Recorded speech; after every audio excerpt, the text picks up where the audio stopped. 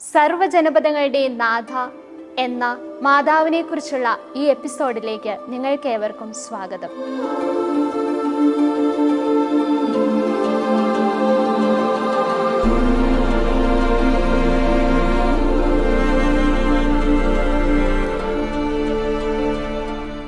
ഫാത്തിമ മാതാവ്. ഫാത്തിമയിൽ ദർശനം നൽകിയ പരിശുദ്ധ ദേവമാതാവ് ജപമാലയുടെ അത്ഭുതകരമായ ദൈവിക ശക്തിയെക്കുറിച്ച് അനുസ്മരിപ്പിക്കാനും റഷ്യയുടെയും ലോകം മുഴുവൻ്റെയും മാനസാന്തരത്തിനായി ജപമാല ചൊല്ലാൻ ക്രൈസ്തവ ലോകത്തെ ആഹ്വാനം ചെയ്യുവാനുമായി അമ്മ ഫാത്തിമയിൽ വന്നു.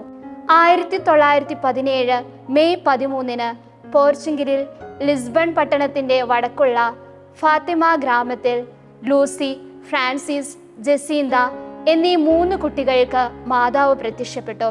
ജപമാല റാണിയുടെ സ്തുതിക്കായും ലോകസമാധാനത്തിനും യുദ്ധം ഒഴിവാക്കാനും കൊന്ത ചെല്ലണം, പാപികളുടെ മാനസാന്തരത്തിനായി പരിത്യാഗ പ്രവൃത്തികൾ ചെയ്യാനും റഷ്യയെ മാതാവിന്റെ വിമല ഹൃദയത്തിന് പ്രതിഷ്ഠിക്കാനും ആദ്യ ശനിയാഴ്ചകളിൽ യോഗ്യതയോടെ പരിശുദ്ധ കുർബാന സ്വീകരിക്കുവാനും അമ്മ നിർദ്ദേശിച്ചു. ഫാത്തിമയിൽ അമ്മ പഠിപ്പിച്ച പ്രാർത്ഥന കൊന്തയുടെ ഓരോ രഹസ്യം കഴിയുമ്പോഴും ചൊല്ലുവാൻ നിർദ്ദേശിച്ചു.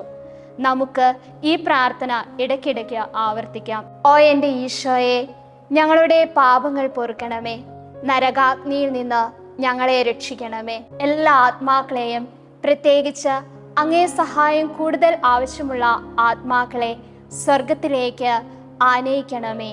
ആമേൻ.